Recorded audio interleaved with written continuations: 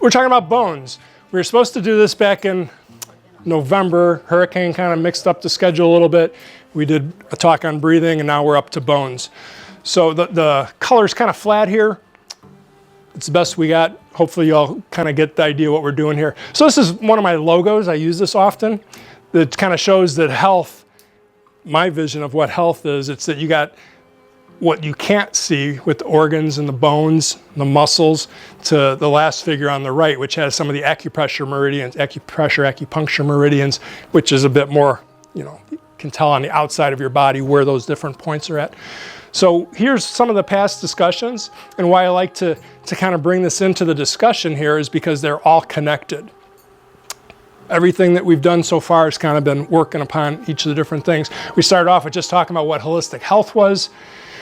We did a bunch of hand exercises. I showed you how to relieve tension in your hands, work on your grip strength a little bit, and how the meridians in your fingers connect to your health. We did the same thing with headaches. We touched some of the different acupressure points on the face, neck, hands also. We did a discussion on balance and how the balance system works with your inner ear and your eyes and your stability and motion. Learn how to use flexibility and strength of your feet, the muscles in your feet and your ankles, how you adjust that to help with your balance. And then last month we did breathing, which is often, very underestimated. People look at breathing as an on and off switch. If you're breathing, you're great. Hey, I'm alive. If you're not, not so good, right? But I went into some depth on how to breathe deeper and why it's important to do that. So again, they all connect to one another. And you got the bones where we're at now. And you could actually trace the bones back to any of those other categories and it would be relative. If you have weak bones, you might have a tendency to lose balance. You're gonna fall, you're gonna injure your wrist, your hip, it's all connected back together to the bones. So here I put it in kind of I don't even know what you call it. It's a pentagon, but again, each one of them affects the other areas. You'll see, hey, I got a little pointer in here too, by the way. If any of you can see that little laser pointer. There's this famous term that you'll hear over and over again if you come around me enough with the classes, but also in traditional Chinese medicine, and it's finding the yin and yang in all things, the black and the white, but also it's always not so absolute. Sometimes it takes two opposite sides to come together to make one thing, like a child. You got a male and female, they come together, that's transforming into another individual. So yin and yang in all things is a very common concept in holistic health. You want to have health on the inside, you want to have physical health on the outside. That's the difference between being fit and being well. It's not the same thing. You'll see people that are in really good shape physically, sometimes the inside, the organs aren't as healthy, or mentally. Really good fitness, I can run a marathon, all stuff, but mentally they're depressed or anxious or things like that. So all of these things once again connect. Finding the yin and yang in all things is kind of the underlying theme. Holistic health. These are the three things that are, in most people's lives that you're trying to balance to some degree, different ratios for different individuals. Whenever I talk about anything spiritual, I usually connect it back to self-awareness. Most people don't want to be taught religion or what your spirituality is in that aspect is a belief system. But if you look at the way these categories work out, an awareness of having spirituality, an awareness of having something greater than you, that's usually a good thing to have. Call it religion, call it spirituality. I will call it generically awareness. Just having something that gives you more of a sense of purpose than just, you. Physical, there's your health and fitness. Mental, being able to keep your mental functions as we get older. All those things we try to keep in check. This is a little bit of review. We talked about some of the mental aspects. Having a lot of knowledge isn't necessarily the best thing. Having knowledge and being able to adapt and adjust and use it, that would probably be better. Having spiritual awareness, that's the next column, that's your beliefs, morals, values, having a consciousness, connections, having people in your life, that's all kind of under that awareness. Physical health, many different categories with physical health. Sometimes I will have things on the slides for you to read, and then I'm already kind of talking about the next thing that's coming up. So don't be discouraged, like, oh, we didn't talk about, sleep hygiene today or the immune response. Again, Some of these things we talked about in some of the past classes. But if you want to talk about it, get my attention. So we'll keep moving on here. Would you remind me what homeostasis is? The balance in the body of where things normally would be. Okay. Being out of homeostasis, you're injured, you're stressed. It's like all your bodily functions and mechanisms are out of balance until that's brought back to normal. Why do bones become weaker? That's really the topic of the class today. Inquiring minds want to know. Wasn't that like a TV commercial or something? They always used to say that. So making bones, where'd we go? Back up, back up, back up. When we're talking about why do bones become weaker, kind of helps to know a little bit of the anatomy and physiology that goes along with this. It's all about density and porosity. You have like a sponge. The inside of your muscles are kind of a sponge, right? And that's where blood cells are manufactured. But the outside of the bone is what gives you structure and stability. So all the way on the left, yeah, it's kind of dense. The more brown is more of the porosity. The brown is representative of kind of like holes. So by the time you get to the right here, that's severe osteoporosis. The inside of your bones, it's very spongy. Outside, probably brittle. That's not a good thing, right? Most of you, I think, at this point, if you're in the room here, you know what some of these things are that I'm discussing. You've maybe had discussions with your doctor. You kind of get the idea what osteopenia, osteoporosis is. So this is the femur. Out of the femur, again, looks very solid. Gets a little more spongy. By the time you get to the right, it's much more spongy. And that right there, that spot, anybody know what that's called? The trochanter? No, that would be that spot. But this portion right here is the head, or that's the head of the femur, that's the neck of the femur. That's the spot oftentimes when people fall and they injure their hip, they fracture it. So, not to be Debbie Downer, but I've known 2 people in the last year that have passed away from having fallen and other complications came up from it. This isn't what made them pass away. It was the other things that came from that, from not being able to get out, not being active as much. So again, you know, it's like, oh, we don't want to talk about these things. Like, well, we got to be realistic about where we're at. Oh, that's a terrible, terrible graphic. I thought it'd be bigger. It's basically just showing the different structures of the bones. This one highlights a little bit more about which areas most people are prone to get this softening or sponginess, more brittleness of the bones. It's usually in the femur, and that comes back to the hip, falling on the hip, the lower back, the vertebrae of the lower back and the neck, and then the wrists. And oftentimes those are the areas that get injured when you fall. So you try to break your fall, so you use your hands, you injure your wrist. Try to break your fall, you hurt your hip. Try to break your fall, you hit your shoulder, and the shoulder causes neck problems. You know, it's all connected once again. Hopefully this isn't all new to some of you. It's a little reminder, gets you in the room, reminds you of some of the stuff that you might have already talked about. So this kind of shows how when the back becomes weaker, the curves in the spine can change. Usually there's 3. You have 3 curves in your back, and that's what gives us such an ability to have stability and motion. When those 3 curves, you got the cervical, thoracic, lumbar, when it goes from being 3 distinct curves to more like, where are we at? 1 big one right there. Now there's curves here, but they're more exaggerated. And here again, it's more one big, like a hump in the upper back there. So you're just losing your structure because the bones don't have that much strength. The muscles are getting weaker, so you're losing the structure and what's supposed to be correct posture. Again, hopefully some of this is a review. Oh, again, some of these graphics just came out way too small. So what this is supposed to be showing you, if you could see it, is that as you get older, the different parts of the body that are more likely to get injured. If you're under, say, what does it say, under 50, if you hurt your hip, it's a danger, but you're probably not gonna, you'll recover, let's put it that way. Whereas if you're over 50, now you injure your hip, chances of recovering, it starts to drop. It becomes more of a risk. The other area that was highlighted was the wrist, like I talked about a moment ago. You injure your wrist when you're in your 20s, 30s, you'll be fine. You injure your wrist when you're 70 or 80, it's gonna be a major issue. It's not the same. So it just kind of gives us an idea that some of these same injuries that we would have looked past when we were younger are a little bit more important as we get older. So here's some of the things that cause us to have weak bones. Sedentary lifestyle is a big issue. We'll talk about that a bit. Poor diet, you're not getting enough calcium, hormonal changes. As we age, we don't have as much testosterone or estrogen and some other hormones that I don't know how to pronounce right now. Other health issues come into play, genetics, risky choices. You know, I really like rock climbing and, you know, skateboarding, but, you know, I'm 60, so maybe I shouldn't be doing those as much. Sometimes people want to continue to be active, but they pick the wrong activity. So it's good to have the appropriate level of activity for what your health is.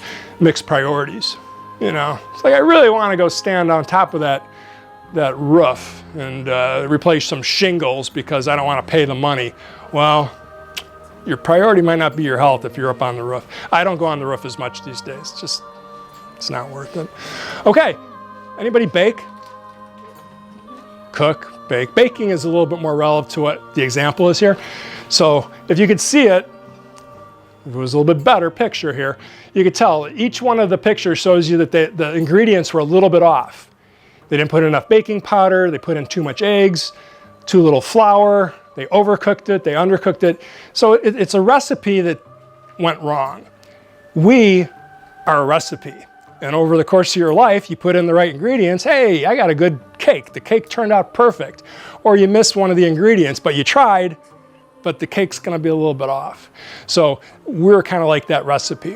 One thing out of balance, probably not that bad, but when you kind of add them up, then you start to have the recipe that turns into you know, a cake that should have been nice and beautiful, it flattens out. That's kind of the analogy that we're using here.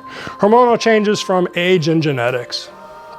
You know, some of you in this class or in this room might be able to do this talk better than I am, but you get the idea. As you get older, there's a certain amount of bone strength that you gain because you're active and you're young and you're doing things and the hormones are actually working in your favor.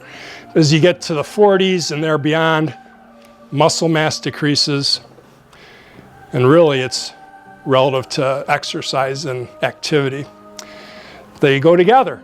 So on the top, aside from having the issues of just getting older and having hormones that change in your blood chemistry, down on the bottom here, at the same time, people are less active when they get older. I'm speaking generally, but this is kind of what happens. And the graph on the bottom here, that blue line, is if you stay active. You stay active throughout the course of your life. You don't just stop. Down here, this is a person that doesn't do any kind of exercise or activity. And what that says is in here, loss of functional independence. You injure yourself, it's kind of hard to, you know, get about and do what you want to do. So here's a sedentary lifestyle. This is a beautiful race car. I don't know how many of you enjoy driving nice cars, but picture you have this beautiful car and you keep it in your garage. It's got new tires. It's got the nitrous oxide. It's got all the fancy stuff, the airfoil, but you never take it out of the garage. So what ends up happening, the tires are made out of rubber. There's hoses, there's gaskets, they're all rubber, they deteriorate. So even though it's a beautiful car, if you don't use it, you're never gonna know if things are starting to break down. Unfortunately, this is where a lot of people are at. And the term is prolonged sitting is now the new sitting. So how does this relate to bone strength? It's keeping the muscles engaged, which tells the bones that we still need to be strong to still be active. So here's some graphics, you know, people sitting around without their shirt on. That used to be me, right? You know, I used to hang around like that. Maybe not, I don't know. Okay, so again, everything affects all the other things. People that sit more are more likely to not be around other people if you're sitting at home. Now, if you're sitting in my class, that means you are around people. So that's a good thing. But you still got to be active even if you're sitting, right? If you're isolating from others, there's a good chance you're indoors more. You're indoors more, there's less physical activity. Less physical activity transfers over to your immune system. So it's all connected once again. All right, let's keep moving along here. So anybody ever hear of this before? Wolff's Law?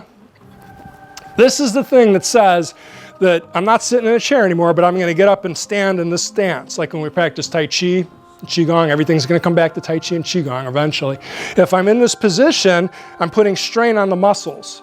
The muscles are engaged, so the bones get a signal from the nervous system that says, hey, we need to make the connection between the bone And the muscle, which probably is a tendon, and where it attaches, it needs to be stronger.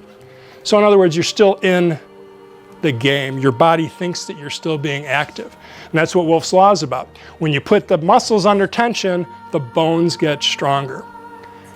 And there's this thing called remodeling, and that can happen pretty much at any stage in your life if you put your bones and muscles under tension. It's never too late to start to do exercise to make your bones stronger. All kinds of statistics, they don't look too pretty. This is one of those spots where I said, you can read it. I'm not gonna talk about it. You read it, I'll get on to the next thing. Because all the statistics, they're kind of depressing. Yeah. So here's typical places where you injure yourself when you fall: your wrist, your knee. Pets can cause you to fall. I got pets, right? Little doggy, I'm going to step, I'm walking, I don't want to step on the dog, so then I step sideways, maybe lose my balance. So it is a statistic. They got some crazy number up there, I don't know what it is exactly. 7.5 times as many injuries were caused by dogs compared to cats. Cats are smart, they know, get out of the way. Dogs are like, hey, can I have a treat? Oh, you fell. Can I still have a treat? You know, it's like, they don't know the difference, right? If you fall, they're still gonna ask you. So be cautious and be aware of your pets because they can help you fall. When you fall, this is the spiral that I'm talking about here. It can be a downward spiral. In past classes, I talked about this saying, that death begins in the big toe. Ancient Chinese secret, it's one of those things they talk about. Less mobility in your foot, in your toe, for example. Say you stub your toe. How much pain do you endure when you stub your toe? Probably swear once or twice, hobble around, and maybe you decide you're not going out that day because your toe hurts so much. So now there's less activity. So that's kind of the basic explanation of that. But over time, if you're not mobile and your feet aren't healthy, chances are the rest of your body, you're not going to be as mobile if you're not comfortable getting around. So on the right-hand side, we have this thing called the fracture cascade. People that fall and injure themselves are twice as likely to do it again. It's like your body remembers. It's like, oh, I fell. It's like, well, I can fall again. Your body knows. Muscle memory can work both ways, for your benefit or for not so much your benefit. And then if you injure your back, you're 4 times as likely to fall again. So this is important stuff. Again, I don't want to be Debbie Downer, just trying to be realistic. Come to my Tai Chi class, okay? It'll help your balance, it'll help your bones get stronger. So people that do exercise, often they don't mix it up. So they only develop one skill set. The person that lifts weights might not be that flexible, or he might not have the cardio strength. Somebody that swims might have great cardio capacity, but their bones might not be that strong. So ideally with all these things, mix it up. If you can, mix it up. You know, there's a health club by my house that I go to, in addition to doing my Tai Chi and Qigong. I go a couple days a week to do strength training and the cardio. It's $35 a month. It's a lot cheaper than a prescription, a lot cheaper than a visit to the hospital. Over the course of the year, you know, $350, close to $400. It's a good investment if you can find a gym that has what you'd like to do. But again, come to my Tai Chi class. You get some of the same benefits. So what I said again about people not exercising for like holistically, you have all these different systems of the body. You have the muscles, you have the circulatory system, you have the organs, the lymphatic system, the nervous system, skeletal system.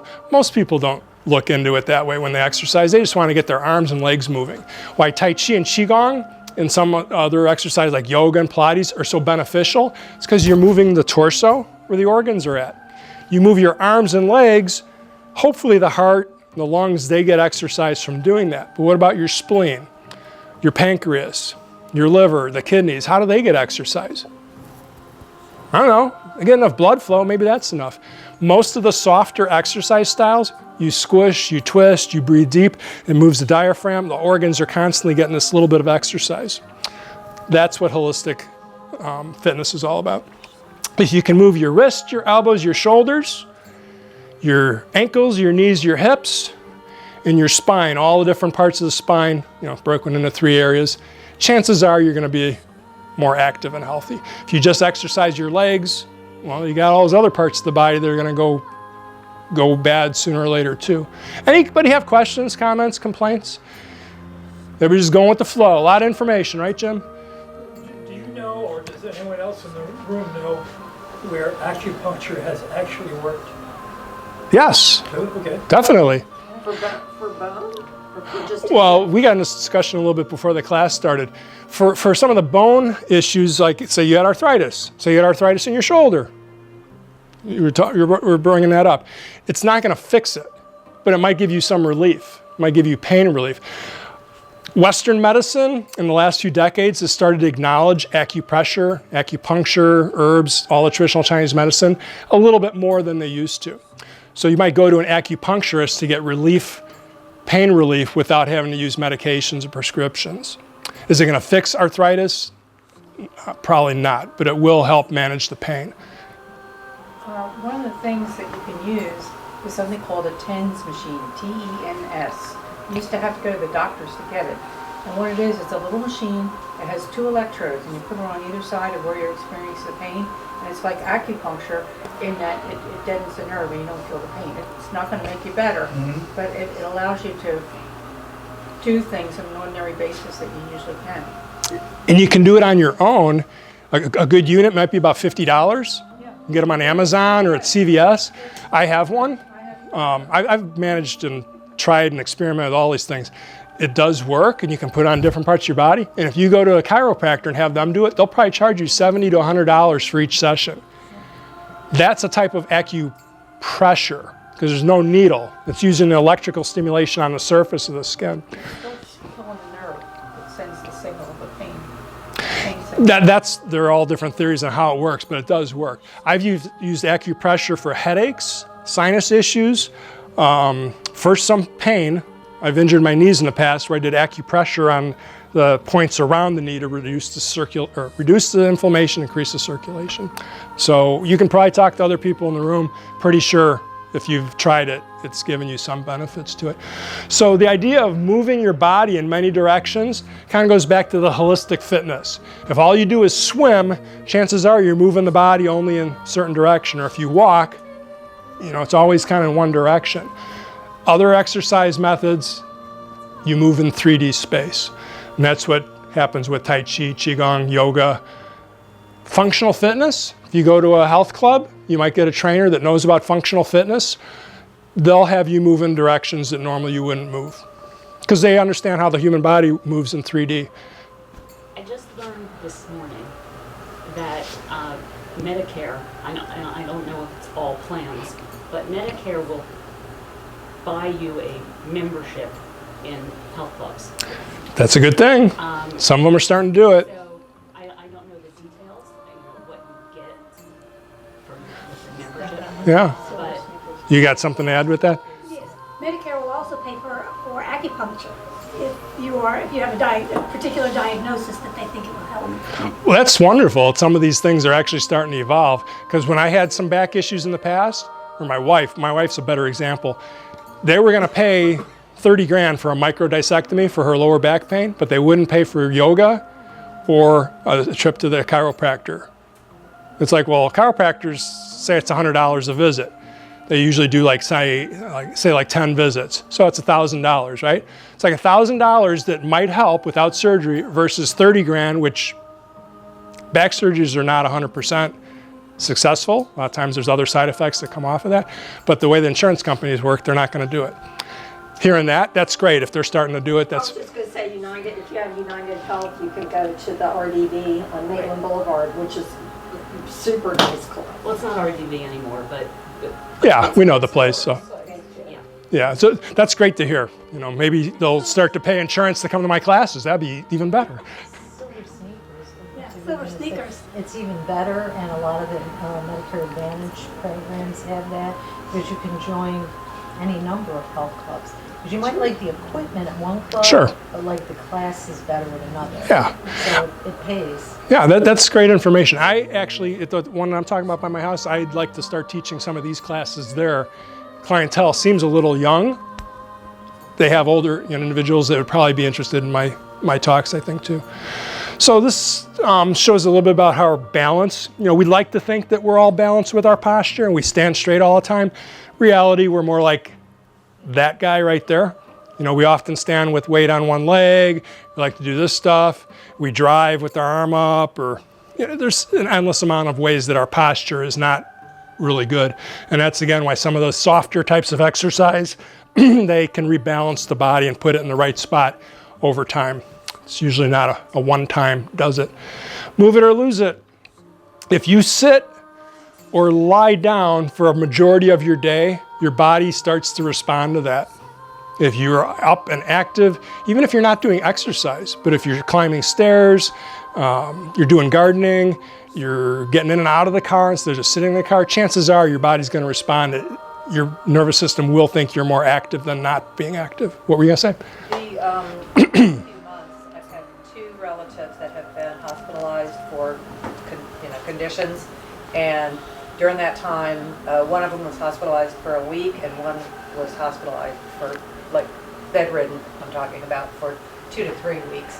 And when they finally were able to get mobile again, they were in such incredible pain.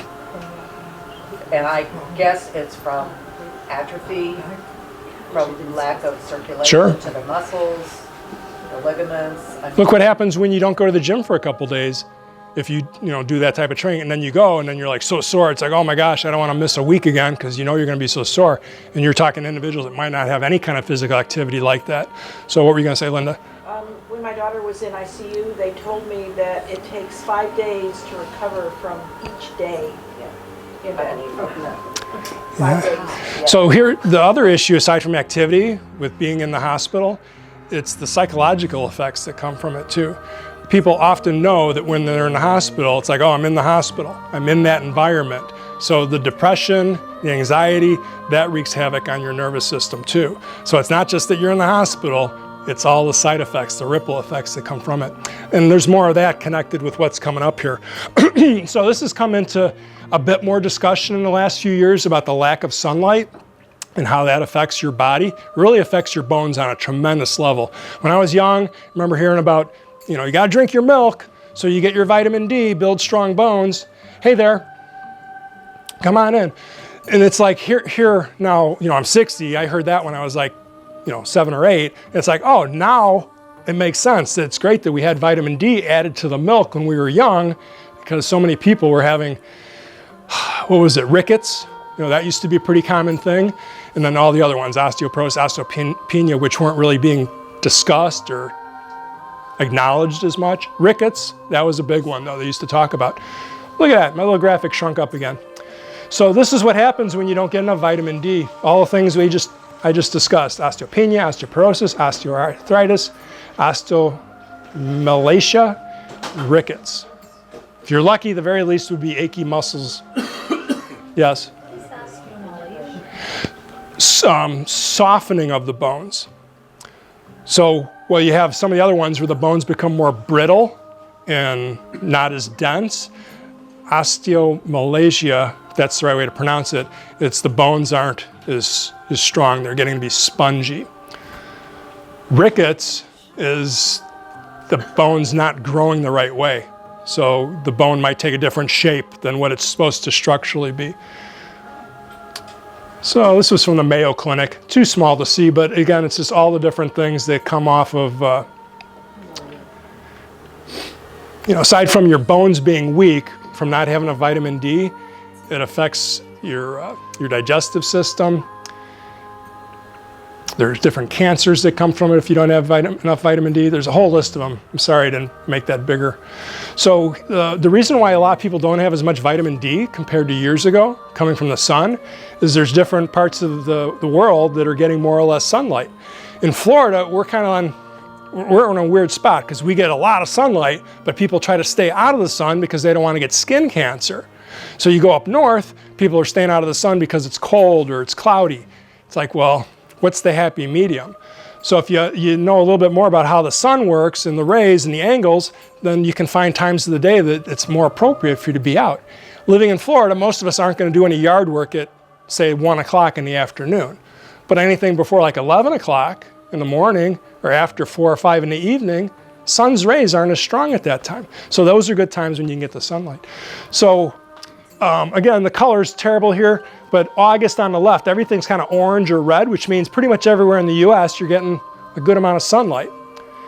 As we get into the later months of November and December, all that's in green, it's diminished. If you're in purple, you're way under. Here's January throughout the whole nation. So, you know, you're just not getting enough sunlight. And again, people need to be cautious. You don't want to be getting sun cancer from being out in the sun, but it's not the quantity, it's the quality of the sunlight that you're getting. So more than 80% of Americans are deficient in vitamin D. And we wonder why osteoporosis is such a big deal, right? So the different types of sun rays, again, are at different times of the day stronger. The ones that we like, it's the UVB. Where'd it go? We've got these buttons mixed up. And it's how deep they penetrate into the skin, and that's how you can get cancer from too much sunlight going into the different layers that aren't protected as much. Again, some of these things you in the room here probably know more about this than me. Some of these physical ailments I don't know as much about because I haven't experienced them firsthand. Some of you have, so Jim got that term wrong. Again, you might know more about these than I do. I'm giving you the overview of this all. So the whole process, basically, if you're not getting enough vitamin D, go all the way to the bottom. It's affecting your digestive system, your bones, and your immune system. So everything in between, that's kind of the details. That's the things to worry about is, you know, are your bones being strong? Is your immune system going to be strong if you're not getting enough vitamin D? And that's, again, just another graphic of it. So how do you get more vitamin D? Like I said, know what time of the day. If you want to go from the sunlight point of view, again, the graphic got a little small there, but middle of the day is the worst time to be outside in Florida. So you might get away with it some of the northern states, but down here, you know, between 11 and 3 is the worst. So how do you get more vitamin D? Or how's this relative to your diet? You don't get enough vitamin D, affects the bones. That's what I'm talking about. Calcium. If we're not getting enough proteins for building strong muscles, excess of sodium, caffeine, alcohol, all those things are detrimental to your bone strength. Oh, here's a flat picture of, looks like cheese. I don't know if that's parsley up top there, eggs, salmon, sardines, cheese. That's a little bit better picture. You can take supplements too, but usually with supplements, you're, again, getting into the chemical realm of it, or pharmaceutical, artificial, however you want to look at it. Natural, usually the better way to get it. Vitamin D is essential for absorbing calcium from the food we eat. Without enough vitamin D, you can't effectively use the calcium. So that means you could have a lot of calcium in your diet, but if you're not getting any sunlight, you're maybe defeating the purpose once again. Stress. It was about 5 years ago, I did a talk at the Winter Park Hospital, Advent Health now, and it was on bones. They have a whole club or group that meets monthly on bones. It's called Better Bones. So I gave this whole talk and presentation. We got up to about this point, and I said how breathing affects your bones. And there are 2 doctors that sponsored me to be there. They did this. They did the cross-arm head tilt, and I was like, oh, they're going to have to talk about that later. So they didn't make the connection that having stress can affect your bones. So I walked them through it, and they're doctors. It made sense, but they didn't think of it that way. They were expecting me to talk more about exercise and the vitamin D and that. So stress affects your chemistry. The blood chemistry affects the function of the bones being either built up or broken down. Cortisol, which is the stress hormone, is detrimental to your bones being healthy. So we have all the different sensory stuff that goes on. The left side, our life, career, work, family, activities we're engaged in. Somehow or another, it comes into our brain. Whether we hear it, see it, smell it, smoke it, somehow or another, it all comes into your body. Your brain has to process it. You can only process so many things at a time. When I teach my Tai Chi classes, I tell people I actually teach like maybe 10 details of any particular thing because it overwhelms the thought process. And it gives you those things to think about instead of the weather or where you're going for lunch, what you got to do, Christmas coming. It's like, no, you're not thinking about that. You're thinking about 10 things because your brain can only manage so many at a time. It gets into your memory. The more things you try to remember can actually be detrimental. It's good to remember, but if you're stressed out and doing it, again, it's going to affect your nervous system. Yes, Alice? When you're stressed continually, your adrenals will produce more cortisol level. It will be cumulative and it never goes back down to Yep. the resting base area. So you know how I equate that? How do you equate that? You have a microwave at home. Everybody knows how to use a microwave, right? If you run it without anything in it, it's going to burn it out. It needs something in there to function. That's its purpose. It's its meaning and purpose. The microwave is supposed to make that item, you know, vibrate or however the microwave process works. If you do it one time, you might be okay. You close the door and you run the microwave with nothing in it, it's going to burn out. You're going to have a fire. Who knows? Thing might explode. So that's kind of how the cortisol is. It's like you're constantly running. You're always on. If you don't have that downtime, it starts to affect the chemistry of your body, which affects your bones and many other things. Did I cover it all? You did pretty well on that one. Yeah, the cumulative piece is absolutely mandatory to know. I take a little over-the-counter product from Standard Process. It's a reputable for that. supplement company. But that's the only thing I take. Yeah. And that's because of the adrenal cumulative cortical level stuff. I'm really aware of that. Yeah. What did you say you take? I will let you know what I take. Yeah, we'll talk about it afterwards a little bit. I don't want to give the impression that I don't like pharmaceuticals or supplements. It's a product from my chiropractor. Yeah, I've heard of Standard Process. I use some of their products too. The point I try to make apparent is don't necessarily rely upon those. That's correct. You know, you can go to the doctor and it's like, you know, my stomach's bothering me. Okay, here's what's the purple pill, Nexium or whatever. And it's like, maybe you should just stop eating Thai food every day. You know, it's like, I love Thai food, but maybe you shouldn't eat it every day. But no, they're just going to give you a prescription. That's the part I have an issue with. If you need a particular supplement or prescription, please get it if that's the best course of action for your health. All the things I'm talking about with exercise and diet, if that's the best thing, why not do that instead of just taking a pill, but still eating terrible or not getting off the couch? You know, there's got to be some logic to it. So with traditional Chinese medicine, they have this 5 elements, the 5 element system, and it corresponds to each of the organs is affected by your emotions. And sometimes people will look at this like, that's kind of weird. I don't think that's the way it is. Well, can you get sick to your stomach by hearing something? You hear the news or something happened dramatic and it's like you're sick to your stomach from it, or you see something else and you get a headache from it. It's so disturbing. Your thoughts directly affect your emotions. They've taken it further with a system. They pretty much understand that if you have a certain emotion over a period of time, it will start to chronically affect your body. Say, for instance, there's a death. I've had a few deaths in my family over the last year.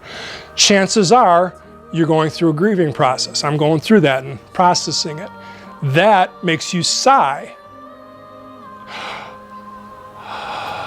You have a tendency when you're grieving to sigh more often.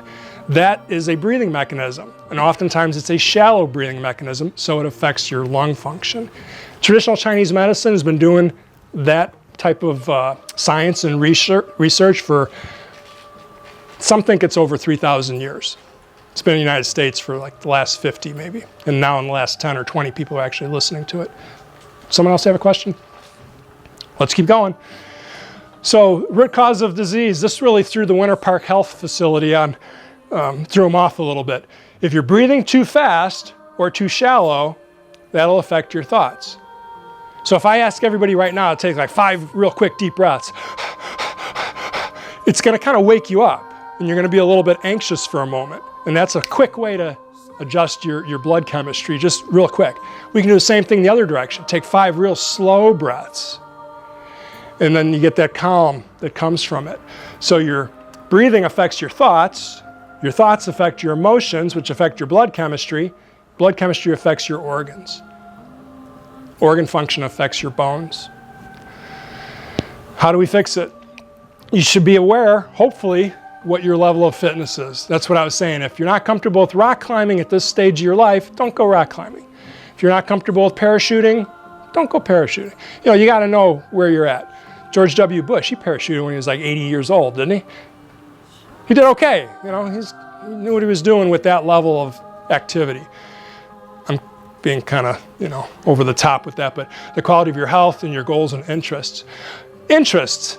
Not everybody wants to learn Tai Chi and Qigong and yoga.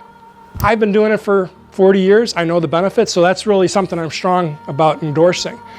If you're interested more in lifting weights and going to the gym, swimming, running, walking, the most beneficial exercise is the one that you're doing consistently.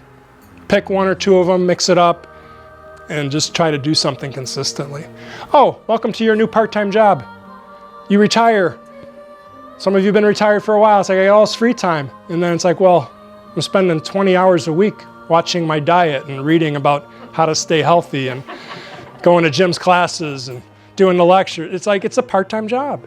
For me, it's kind of a full-time job because I do the activity beyond what I do on my own, trying to teach others about it. 5 most effective things you can do to keep your bones healthy. Get your muscles engaged, whether it's exercise, walking, gardening. Gardening's always, you're up and down, up and down, up and down, right? Maintain your pool, if you got a pool. If you're lucky enough to have a pool, I got a pool. It takes some effort, physical activity. Improve your balance. I have exercises for that. Grip strength. That's what we were talking about with Peter Attia. He's a surgeon who kind of bottomed out. He's like 40 years old, not really that old at all, but he was so stressed out from being a surgeon that he kind of said, okay, I'm going to step away from my being a surgeon and pursue more of health and fitness and teaching people that. So he's got some books, ton of videos. He talks a lot about grip strength because grip strength affects your ability to catch your balance if you're going to fall. And if you fall and your grip is weak, you're not going to catch yourself, you're going to break your wrist. So again, it's all kind of connected. There's a bit more on that in a bit here too. Get your vitamin D and calcium, reduce stress. If those are 5 things that you can do in some amount, you can pick and see which ones you don't have as much of. That's the weakest link that you might want to address a little bit. The calcium and magnesium ratio with regard to bone issues, I was a little late and I apologize. I didn't talk about magnesium at all. I'm not as familiar enough to talk about it, but I know it's good to have them together. A calcium-magnesium combination, so you can eradicate osteopenia and stuff. I take a product for that. For our group, I would just recommend talking with your doctor, your nutritionist, and see what they say about, hey, you might get some good advice from some of them. PO might be good, and a nutritionist. The nutritionist, yeah. There's sometimes a good supplement or a good herb that everybody goes and gets it, but they don't realize there's another thing that needs to go with it in order for the body to assimilate it. Turmeric. Turmeric's a good example. Oh, turmeric supplements, I can get those at Costco or online, the grocery store. But if you don't get turmeric with pepper, black pepper, the body doesn't assimilate it and it's just going through your body. Turmeric is a natural anti-inflammatory. It's a good thing to take on a regular basis as a supplement. But you got to know, like calcium and magnesium, that's the 2, they go together. Very important. So I've talked about this a little bit before. Welcome to your new part-time job. Purpose, meaning, the Japanese term for it, they call it ikigai. And it's just having a purpose to get out of bed every day. If you can get paid doing it, or if there's some recognition from it, that's just a perk. But you do it regardless. That's what I do. I make some money teaching my classes. These are free. I try to get people involved in just health and awareness. But you got to have something in the morning that gets you out of bed. Might be your grandchildren. Might be your dog. It's just got to be something that you find happiness in that makes you want to continue. And that's the same way with the muscles and the bones. You got to do something that tells the body that you're still in the game, that you want to continue. So on the bottom left there, you can do something once or twice. Let's equate it to a salad. Let's go have a salad today. Oh, I'm healthy. I had a salad today. One time isn't going to make a difference. Today it might make a difference, but overall, through the course of your life, it's not. You do it 100 times in a row, or sporadically over the next year, 100 times you have salad, you're probably going to be healthier. Your digestive system will be healthier. If you do it 1,000 times, it's more of your lifestyle now. 10,000 times, you're a master of it. You kind of know how to make salads, or whatever the method is that we use with that. If you're going to do a particular exercise, try and do it 100 times, whatever that means. 100 times today or 100 times over the course of the week. If you're going to do a Tai Chi class, those of you come to my class, I got to keep plugging it. You do it one time, you're not going to get much benefit from it. Maybe, probably not. But if you come for a month, then you'll get some benefits from doing it. We have solutions. Non-active is not the best, but it is not going to do anything. You can be proactive, take the time to do something before you start to have issues. Reactive is after the fact. I think you all get this. You know what I'm talking about. Different solutions, adjust your lifestyle, adjust the way you sit, stand, drive, incorporate exercise, have mental wellness strategies. I'm just kind of summarizing, going over this because you can see what's up there. You folks don't want to just look at the screen the whole time. We'll go on to the next thing. Self-induced trauma. That's what exercise is. You're going to say, I'm going to make my muscles sore by breaking them down, by doing some kind of activity, and I'm going to enjoy it because you know the benefit at the end of it. The investment's well worth it. Hormetic stress or hormetic trauma or also strategic trauma. You're the one that's in charge of it. So Dave, my friend from church, if he comes over and smacks me in the forehead, that type of stress and trauma is not going to help me. Not whatsoever, except maybe I question, like, oh, I don't know if I want to be around Dave. Just being silly, but that type of trauma where you just injure yourself is not really beneficial. But these are all different types of exercise that put some level of trauma on the body. Dancing. How many people have you known that have injured themselves dancing? It happens, right? Depends on the type of dance. But it's activity. It gets you moving, right? Elastic bands, those are pretty safe. Sometimes people overdo it a little bit if they do some kind of stretch behind their back with a band that's a little too strong for them. Qigong, that's my stuff. It's always very safe.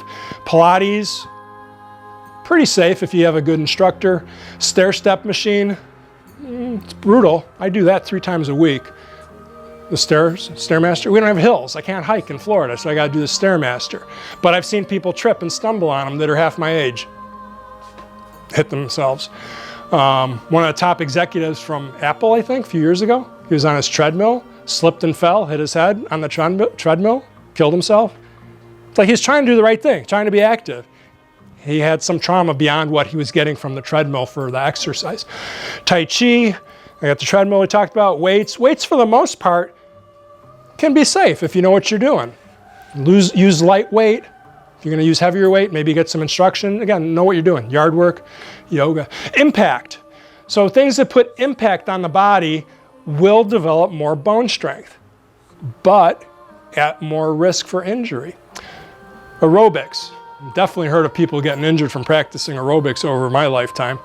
Jumping, putting stress on the body that maybe they're not comfortable with, but their bones got stronger. Hiking. I still hike pretty often. Jump rope, not so much. Running. Some of you might run.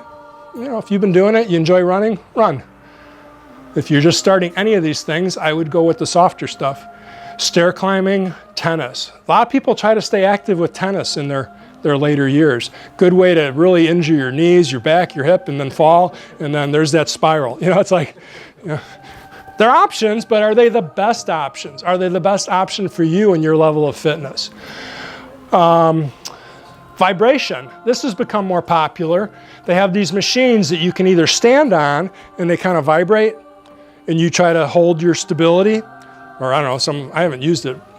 I know about them, but I haven't used them. You can stand and hold it, so you got some balance, but the body is vibrating. In that little adjustment, your bones get stronger from it. The astronauts, they're up in space. They need to have types of exercise methods that keep tension on the muscles so they don't have all these problems that we're talking about. So they use elastic bands, I understand, for resistance. Weight training is out the door. Doesn't do anything with the weights, right? Can't do treadmill. Well, they can, but it's not resistance. They're just moving the muscles. There's no resistance. They got to tighten it up. They've used some of these machine therapies with the vibration, from what I've understood. And then tapping. Spring tension, if I'm not mistaken. Spring. Some type of resistance. It can't be just the dead weight. So I don't think any of you have seen these other than maybe Paul. So this is a homemade version of a rattan whacker stick. That's my nickname for it. They call it a healing broom. And this is the one that you would get if you imported it. If you bought it from a Chinese import place over on Colonial. So there's a whole sequence of exercises that you would do like this. This lines up with those meridians. you're trying to stimulate the blood flow, activate the nervous system, stimulate the acupressure meridians.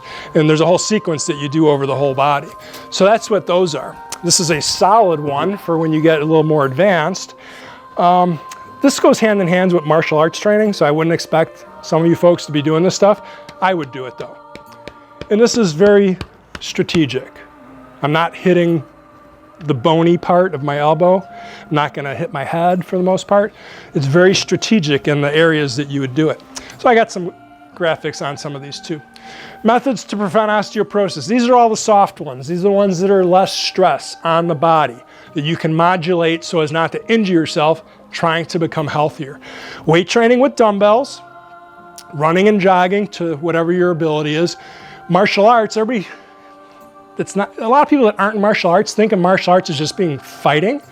There's a tremendous amount of it is for healing and for fitness, and then also spiritual development. So a lot of the exercises I teach in my class, Tai Chi and Qigong, they're martial arts exercises. There's Tai Chi, Taoist yoga. Yoga, most people think of yoga, you know what yoga is, you're on the ground stretching, some standing poses. Martial arts has their whole series of exercises that are considered yoga too, because they all came from the same source, which was yoga in India. Weight-bearing stretches. So weight training, I can't underestimate it or under-encourage it enough. I'm 60. I would suggest if you're 60 or older, do some type of weight training, resistance training, something to keep that tension on the muscles and bones. And again, the one on the right is the more spongy one. And there's the bone remodeling we talked about. There's all kinds of different exercises. There's no shortage of exercises, whether it's Tai Chi exercises, weight training exercises, elastic band exercises. There's no shortage of exercise. There's so much variety. Again, it comes back to you wanting to do the work and finding something that you're comfortable with. So this has gained a lot of attention in the last 20 years, ankle weights and wrist weights. I used to use them a lot with martial arts training, but then they got popular where you could buy them fairly cheap at the, Sports Authority, Amazon, whatever. But what's really gotten popular, it's almost like a fashion trend now, is the weighted vests. They're stylish. You can get it. The Amazon version's $30. That version right there, it's $220 because it's fashionable and you buy it from a designer brand. It's a weighted vest. Who cares what it looks like? The idea is that you're having more tension on your body, more weight that you need to carry. Not the same as being overweight. You're overweight, it's stressing all the internal systems. You have extra weight on your wrists and ankles, or a weighted vest, it's you bringing the weight with you. You take it off when you're done. It's not like your heart has all the extra weight on it, okay? It's not that expensive, these aren't that expensive, and they're really an easy way just to kind of enhance your training. Jill, we were gonna talk about that a little bit with you, doing some of the exercise from the Tai Chi class with the weighted wrist weights. It's an easy way to start to add tension on the bones. And the way that the remodeling works, you don't necessarily just have to have strong bones in your forearm by practicing arm exercises. Bone remodeling is systemic throughout your body. So if you're making your arms stronger, the bones will get stronger, the other bones get stronger too. It's not just the one area. Oh, I got weak wrists, I'm gonna practice that hitting thing on my wrist. Practicing on the wrist will make that bone get stronger there, but it'll also transfer to the rest of the body. So that's a benefit of this type of, carrying a little bit extra weight for training. And these are some other exercises I've done with my classes in the past. Those are bean bags. You get this bag, you can get these on Amazon. Used to get them from a bank. You fill it up with rocks, little pebbles, and you adjust how much weight. This is a fancy one. And then you can either hold them, that hold, you pinch your fingers and that develops strength in your hands for your grip, and it can add more weight, or you practice things like this where you're trying to catch it, and that builds up your grip. This is fun stuff. I really enjoy doing this stuff. So, and then this thing here, this is a glorified wrist roller. Some of you go to the gym, you've seen the wrist, you roll it up and the weight goes up and down. Well, when you do it this way with your arms straight and your legs slightly bent, it engages a lot more of the muscle groups. When you do a wrist roller, again, some of you might not know what I'm talking about here. It's kind of like this motion. So you're engaging your wrists, your fingers, a little bit of your shoulders. When I do it in this position, now my thighs are engaged. Thighs are the femur. Femur is one of the main muscle or main bones that gets osteopenia, osteoporosis. So this bone gets stronger, my spine gets stronger, and now with the weight being out here, it's the hands, arms, shoulders, back. Much more of the body's engaged. So that's what that exercise is. You can't do that if you've got a rotator cuff injury. That's where you could maybe use these things. This can tap. And what happens at the very least is the skin gets flushed. Why is the skin flushed? Because there's a minimal amount of trauma. Skin is flushed as the blood rushing to the surface of the skin. Now the bones start to react to that because it's vibration. The vibration penetrates from the skin down to the bones. Skin, muscle, bone. It's different. Yeah, I haven't taught that in my class in a couple of years, but it's really a good exercise. For our age group, our epidermis is pretty thin. Would that break our skin? Which one? This Yeah. rattan? Well, you can adjust. Oh, okay. That's why this is Okay. loose. This one, no. This is solid. That's for me from practicing it and training with it. Epidermis is very thin. This, with the individual sticks, is very light. So you can go from here to, I could probably break a couple of them off and it still wouldn't hurt me because these are so wispy and weak. But again, you can adjust how much you do with it. It's another option. None of these things are, oh, I got to do that, or I have to do this. I'm just giving you options and different things that you might find interesting or more appropriate for your level of fitness. Here's the grip thing I had talked about. I think I gave a good demonstration of that, right? I did this and you're all like, oh, he fell. No, I didn't fall. I staged it.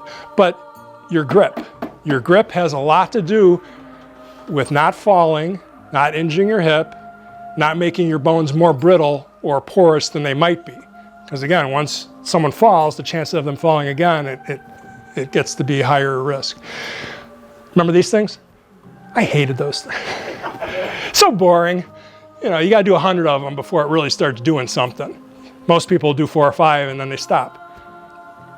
Instead of those, I'd rather do these things.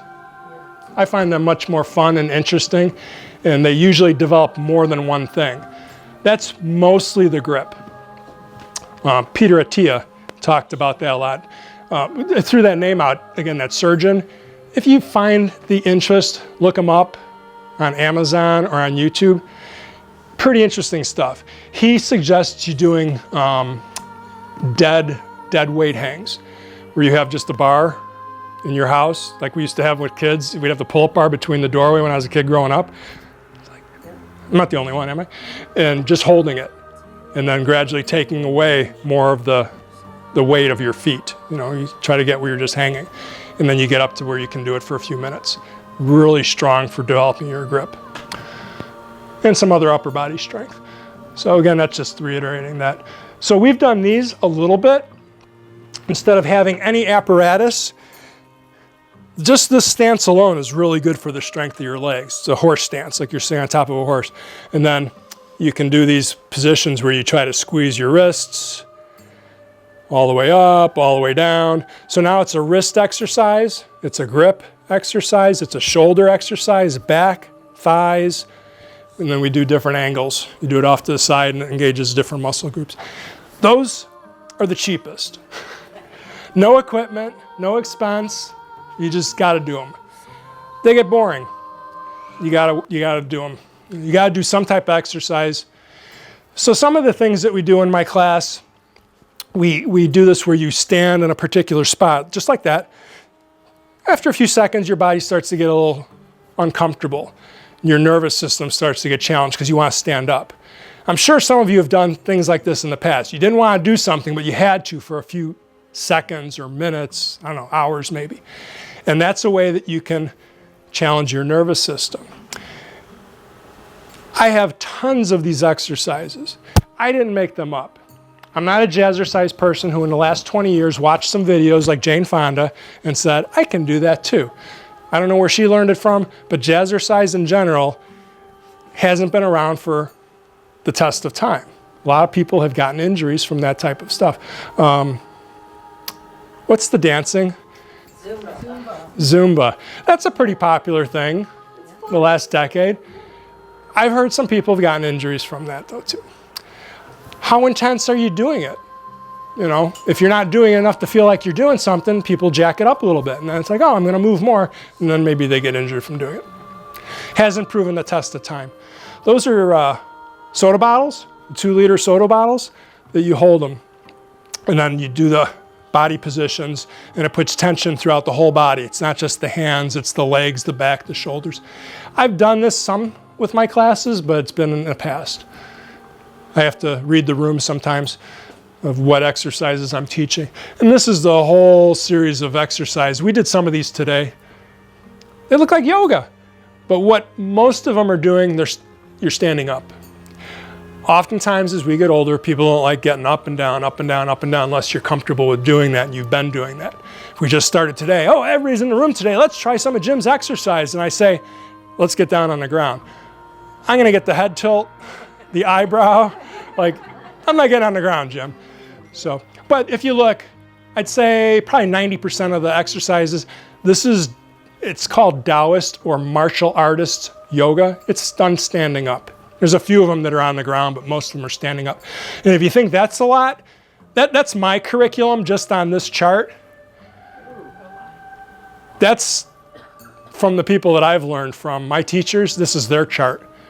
So it's probably like, I don't know, 50 across the top and another row of 10. It's like, that's a lot of exercises. Again, a few of them are on the ground, but most of them are standing. Most of them are standing. That was kind of like the difference between yoga and what turned into martial arts. Was a lot of the yoga exercises were for spiritual development, fitness, not for defense. The martial artists at the time were monks. They wanted to meditate. They didn't like being attacked, so they started learning some of the yoga exercises with martial arts applications to them. And that's what a lot of this stuff was. So we can do some of those same exercises with a ball. You know, like the exercise ball, the balance ball, where it's got no weight, but just holding it. And then as you get stronger, you get what do they call a medicine ball. And you can get those at the stores, Walmart, Target, Amazon, and gradually you get a heavier and heavier ball. And it's the same idea. You put tension on the muscles, puts tension on the bones. I have variety. There's a lot of exercises. So if you think running, if I said, okay, if you guys want to make your bones stronger, you need to do more walking. You're like, I really don't like walking. I can do it, but it's boring. I don't want to walk a mile or two every day. We have variety with other exercises. So here's a bit more of the vibration stuff I was talking about. So you see the meridians on the body? That's what these are, the energy meridians throughout the body. So we could just do willy-nilly, whatever, or we can do it very specific, like, oh, on my hand I have my lung, my large intestine, pericardium, heart, and small intestine. I know those meridians, so I'm specifically doing my hands, or as they go up to the different parts of the body. So on one level, it's the muscles. I'm hitting the muscles that are going to get sore, stiff from doing it. On another level, I'm doing traditional Chinese medicine with stimulating the energy meridians. Yeah, it's got stones in it. It's a little bit of weight. We need to move along here because we're after 3 o'clock. I know you folks love my discussions. You want to stay forever, but I realize some of you are on a timetable too. So that's the healing broom. Different parts of the body, a whole series of exercises. If people in my group want to do that, let me know. It's very easy to show you how to make those. Improve your balance. If you want to make your bones stronger, it's, again, can I try not to fall? How do you learn not to fall? How to make your feet have more mobility. There's different ways we can practice balance exercises. There's always sets of exercises, more sets of exercises. So I have this chart on the table here. This kind of summarizes the whole discussion. Try to find exercises that you can do that put strain on the body. Try to manage your stress by breathing deeply. And that's the nervous system. And then see how all the different things connect. Your flexibility, your strength, all affect other parts of your body, your stability.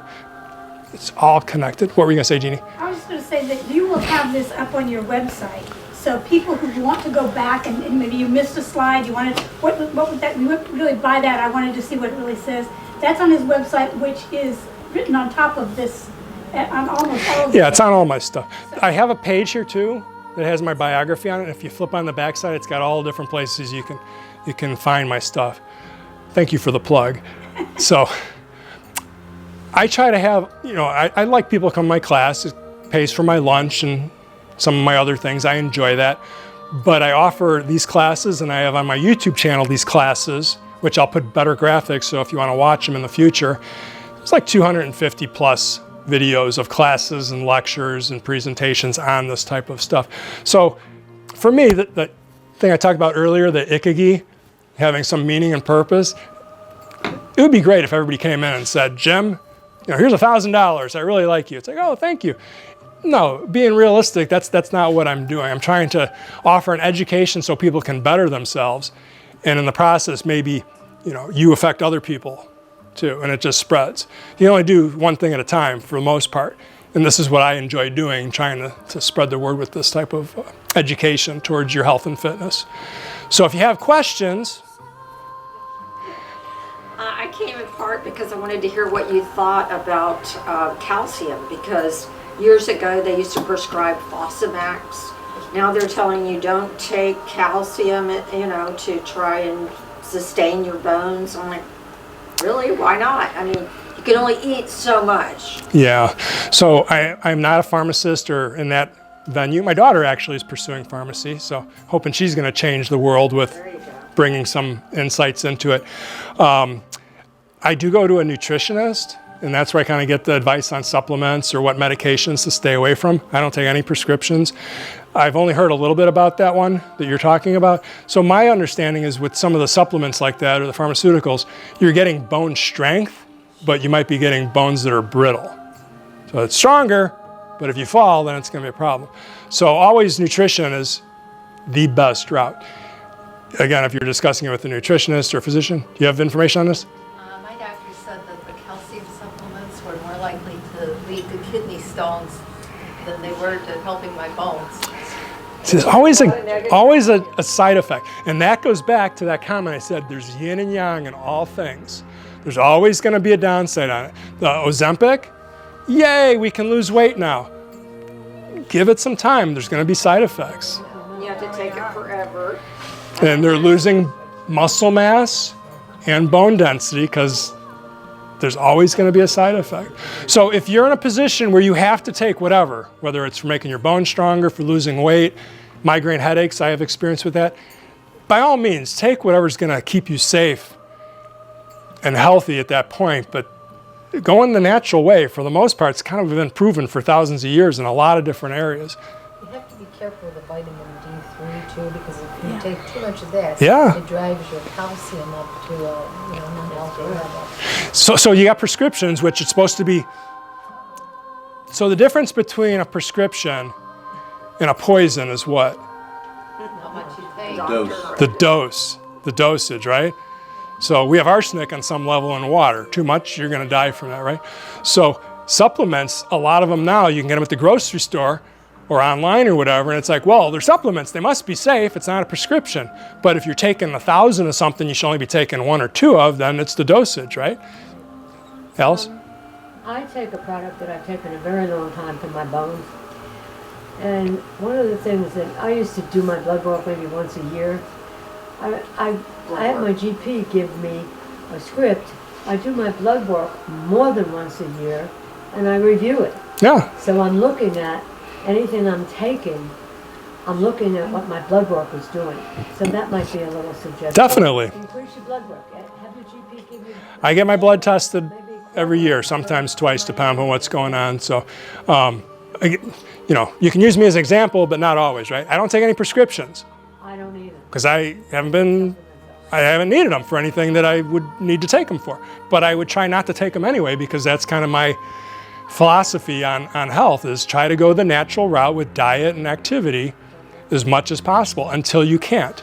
If I get hit by a truck on the way out of here, please give me some morphine or something, you know, because the pain, right? You know, but He's all natural. yeah. So to your calcium thing, I would check with a nutritionist to just see what's best for you. So Like Chamberlain's, or what's the store, Whole Foods. If you go in there, I'm sure that they have, Chamberlain's used to have a nutritionist years ago, 30 years ago. I went in and they were in Winter Park, and I said, "Do you have a nutritionist?"